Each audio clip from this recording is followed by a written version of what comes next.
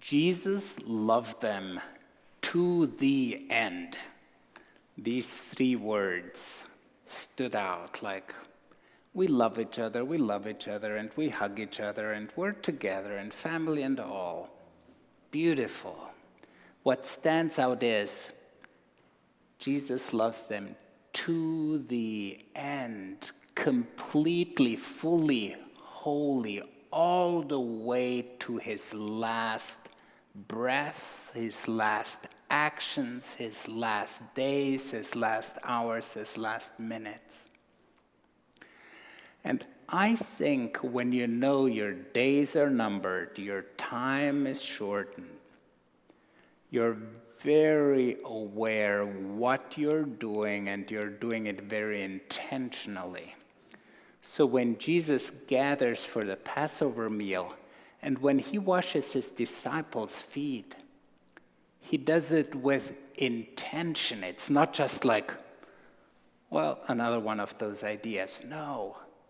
He sets an example. He does, this is my legacy to you. This is my gift. This is kind of, I show you hands-on what to do. It's kind of, listen, you got the lesson, will you do it? It's kind of, duh, he shows us. Now, what does Jesus do? He takes the spot of a slave, of a servant. And we think of every society is a little bit hierarchical, but back in those days there was more of it than today. So landlords, the big honchos, they had servants. And the servants were the ones who, when guests came in, they helped them along, washed their feet, and the feet were really dirty. Dirty because you wore sandals and there was no pavement, no asphalt, no whatever. You were dusty, dirty, sticky. So the job of the lowest person, lowest servants, that is the place that Jesus takes. It's the opposite of when the disciples start quarreling. Who is the most important one? Who will have the seat of honor? Will I be on the right hand of Jesus? Will you be on the left hand of Jesus? Well, Judas is certainly out of that realm. So it's kind of wrangling for positions, for priorities, for who is on top. Jesus turns it around and says, the one who is at the bottom, the one who serves, the one who is hands-on helpful, shows what love truly is like. So it's not about being better, above, ruling, in charge, boss. It's kind of, are you really willing to kneel down and use your hands and clean someone else's feet or clean the toilet or whatever, the jobs we try to stay away from. The interesting thing is what Jesus does, he leaves as a legacy, an example, and he does the same with the communion, with the Passover meal. And this is how the scriptures, how it's best understood. You may have heard of gravitational waves. It took a while. The mathematicians tried to figure out, they must be around. They couldn't find them, couldn't test them because they're so little available to test, so faint that they cannot be detected easily. And the gravitational waves, in my understanding, they're the ripples from the very beginning of the universe, from the Big Bang. They're still rippling. They're still all around. So right now, with these sensitive instruments, whatever they do, whatever it takes, they found out, yeah, they are there. So they're ripples from the beginning of everything.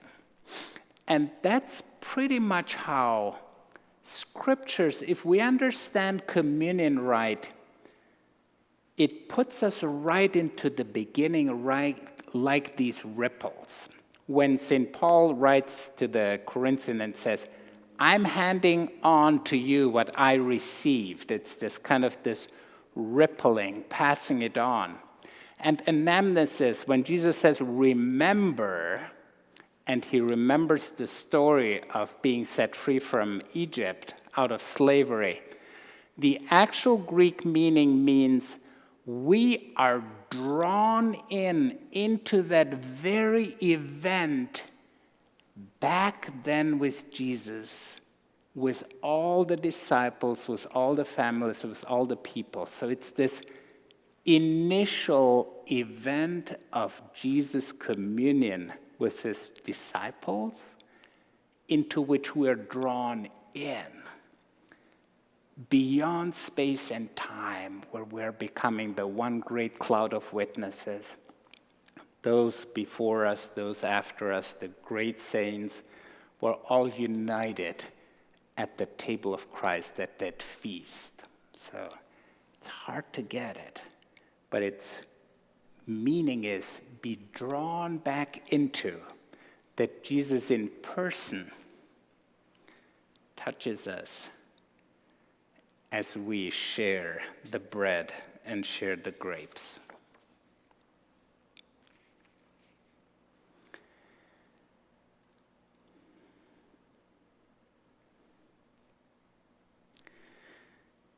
To just sit with that for a while and open up and let it sink in.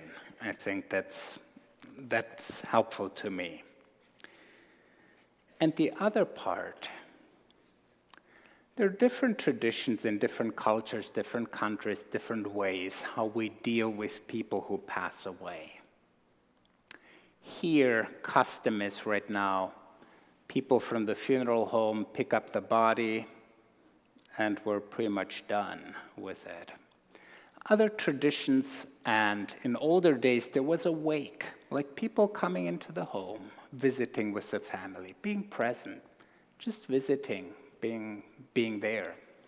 There's another tradition in Islam, in Muslim sisters and brothers, where they keep the body and wash the body. It's a physical experience of closeness, of living with that in the household and not trying to move it away from the house. And I think with our limitations with the experience of Jesus and his disciples, it was all hands-on right there. The women wanted to anoint and embalm him. They were right there, hands-on, close by. Sometimes I think we may miss out on that, but it's the invitation, I think, from these scriptures that we, in our doing, we remember and are drawn into the happenings of Holy Week itself. And then in one small little passage, when Peter says,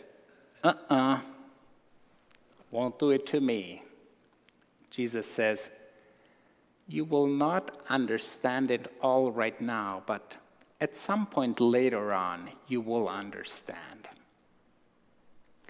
And I find that so true and comforting for me. Growing up in the rituals and in the practices and going to church and being part of it is kind of, it's often being in the rhythm, doing it, but it didn't all sink in, just bits and pieces. And then later on, like every year on Maundy, Thursday, a different aspect comes alive, and we're drawn in a little bit more, or a different aspect of the Holy Week experiences get closer to us. So it's not a one-time thing. We continue to immerse ourselves and be pulled in to experience it. And sometimes more and sometimes less. The interesting thing is that today, to the day, is 25 years since I was ordained in Germany. So I had 25 years, 25 Maundy Thursdays, 25 Easters, 25, and each and every one of them has a beauty, an awe of being drawn in, being surprised. And to keep that freshness alive, to be drawn in, isn't that what it is about? So I invite you as we go into the darkness, into the silence, that you allow yourself to move in more deeply, to experience it with your whole body.